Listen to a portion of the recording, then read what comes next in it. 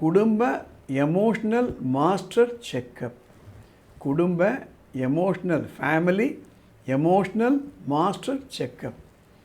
ஒரு வருஷத்துக்கு தடவை பிரச்சனை வரத்துக்கு முன்னாடியே நல்ல கவுன்சிலர்ஸ் இருப்பாங்க, மீடியேஷன் பீப்புள் இருப்பாங்க, எக்ஸ்பர்ட்ஸ் இருப்பாங்க.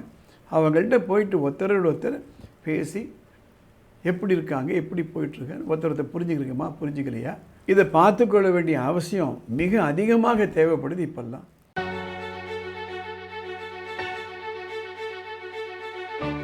நம்ம சமுதாயம் எங்கே போயிட்டுருக்கு, எந்த சமுதாயத்தில் நம்ம வாழ்க்கையை நடத்திக்கிட்டு இருக்கோம், இதெல்லாம் பார்க்கும்பொழுது பயமாக இருக்குது. ஆங்கிலத்தில் ஒரு ப்ராவர்பு உண்டு, இக்னோரன்ஸ் இஸ் பிளிஸ். ஒரு விஷயம் நமக்கு காதில் விழாமல் இருந்தாலே பெட்டர். ஏன்னா மனசு அவ்வளவு சஞ்சலப்படுது. நான் 4வது தலைமுறை அட்வொகேட் எங்கள் ஃபேமிலியில். எங்கள் தாத்தாவுக்கு தாத்தா அட்வொகேட், எங்கள் அப்பா அட்வொகேட்டு, நான் இப்போ அட்வொகேட்டு. எங்கள் தாத்தா ப்ராக்டிஸ் பண்ணக்கு அவ்வளோ ஞாபகம் இல்லை, ஆனால் எங்கள் அப்பா ப்ராக்டிஸ் பண்ண நல்லா ஞாபகம் இருக்குது. அண்மையில் அவருடைய கேஸ் கட்டெல்லாம் எடுத்து படிச்சுட்டு இருந்தேன். அவர் 96 இயர்ஸ் வரைக்கும் இருந்தார், அப்புறம் இறந்துட்டார். எனக்கு தெரிஞ்சு அப்போல்லாம் ப்ராப்பர்ட்டி டிஸ்பியூட்டு, பார்ட்டிஷன் பாகப்பிரிவினை, ஸ்பெசிஃபிக் பர்ஃபார்மன்ஸு, இல்லை பணம் சம்மந்தப்பட்ட டிஸ்பியூட்ஸு, இல்லை கான்ட்ராக்ட் பற்றிய டிஸ்பியூட்ஸ் வரும், மணி சூட்ஸ் வரும். இவ்வளோ பணம் கொடுத்தேன் திரும்பி கொடுக்கல, இவ்வளோ தான் வரும். இந்த ஃபேமிலி டிஸ்பியூட்ஸ் நம்ம பார்த்தது கிடையாது. டைவர்ஸு, மெயின்டெனன்ஸு வரும், பட் நாட் திஸ் மச். இன்றைக்கி ஃபைலிங்னு பார்த்திங்கன்னா இதுதான் அதிகமாக இருக்குது.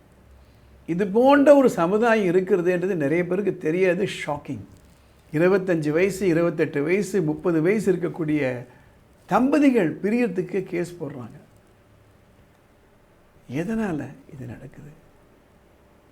அதை பற்றிய ஒரு வீடியோ தாங்க இது. இப்போது கணவன் மனைவி இருக்காங்க அப்படின்னா, அவங்க மேரேஜ் பண்ணிக்கும்பொழுது அவங்களா பண்ணிக்கிறாங்களா, பெரியவங்க பார்த்து பண்ணி வைக்கிறாங்களா, அது ஒரு பக்கம் இருக்கட்டும். அந்த மேரேஜ் பண்ணிக்கும்பொழுது 2 பேரும் பிரியணும், 2 பேரும் சண்டை போடணும், 2 பேரும் கோர்ட் ஏறி இறங்கணும் அப்படின்னு நினச்சினா போடுறாங்க? இல்லையே. சேர்ந்து வானோன்னு தான் கல்யாணம் பண்ணிக்கிறாங்க. இப்போ நீ இத்தனை பிரச்சனை வருது? எனக்கு தெரிஞ்சு ஒரே ஒரு விஷயந்தாங்க, ஒருத்தர் புரிஞ்சுக்கிறது கிடையாது. Lack of understanding.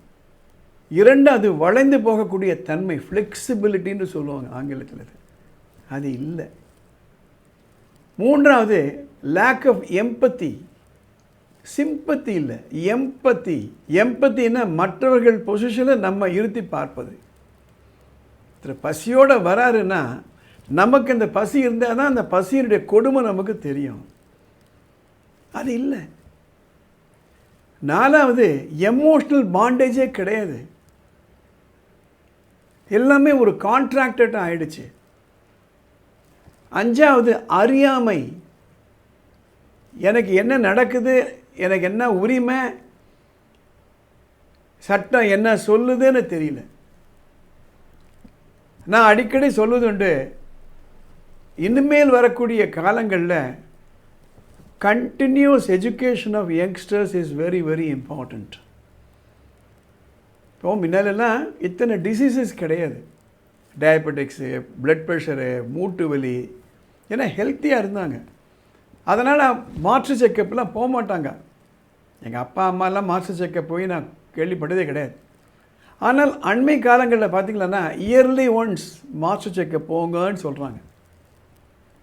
கம்பெனிகள்லாம் அந்த மாற்று செக்கப்பை ஒரு பெர்குசிட்டாக கொடுக்குறாங்க. என்ன காரணம்னா, நமக்கு தெரியாத நம்ம உடம்பில் என்ன நோய்கள் எல்லாம் இருக்குன்னுட்டு. எனக்கு தெரிஞ்ச ஒரு மேடம், அவங்க ஹஸ்பண்ட் டாக்டர் ஆக்ஷன் போகிறாங்க, ஏதோ பிரச்சனை இருக்குன்னுட்டு. அங்கே போகும்போது ஒருத்தருக்கு மாற்று செக்கப்னா ஒருத்தருக்கு ஃப்ரீன்னு சொன்னதால இவங்களும் மாற்று செக்கப் பண்ணிக்கிறாங்க. கடைசியில் பார்த்தா அவருக்கு ஒன்றும் பிரச்சனை இல்லை, இந்த அம்மாவுக்கு தான் கிட்னியில் ப்ராப்ளம். அதனால் மாற்று செக்கப் பண்ணுறது இப்போ தேவையாயிடுது. அதே போல் தான் குடும்ப எமோஷ்னல் மாஸ்டர் செக்கப். குடும்ப emotional family emotional master checkup. ஒரு வருஷத்துக்கு தடவை பிரச்சனை வரத்துக்கு முன்னாடியே நல்ல கவுன்சிலர்ஸ் இருப்பாங்க, மீடியேஷன் பீப்புள் இருப்பாங்க, எக்ஸ்பர்ட்ஸ் இருப்பாங்க. அவங்கள்ட்ட போயிட்டு ஒருத்தரோட ஒருத்தர் பேசி எப்படி இருக்காங்க, எப்படி போயிட்டுருக்காங்க, ஒருத்தர் புரிஞ்சுக்கிறீங்கம்மா, புரிஞ்சுக்கலையா, இதை பார்த்துக்கொள்ள வேண்டிய அவசியம் மிக அதிகமாக தேவைப்படுது இப்போல்லாம். ஏனென்றால் இது வளரவிட்டமான பிரச்சனை.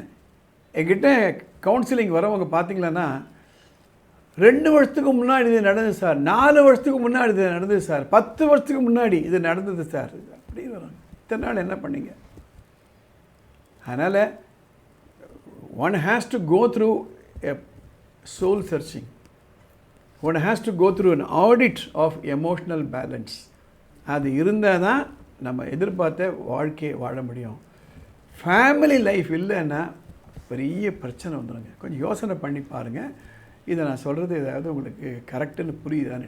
சட்ட ரீதியாகவோ உரிமை ரீதியாகவோ உங்களுக்கு ஏதாவது குழப்பம் இருந்தால் மேலே ஒரு வாட்ஸ்அப் நம்பர் போகுது, அதுக்கு ஒரு மெசேஜ் அனுப்புங்க. அது வாய்ஸ் மெசேஜ் இருக்கலாம் அல்லது டெக்ஸ்ட் மெசேஜ் இருக்கலாம். ஃபோன் பண்ணாதீங்க, அதை படிச்சுட்டு I will contact you so that I can give you the clarity. இந்த தகவல் மற்றவர்களுக்கு பயனுள்ளதாக இருக்குன்னா ஷேர் பண்ணுங்கள், லைக் பண்ணுங்கள். அடுத்த எபிசோடில் பார்க்கலாம்.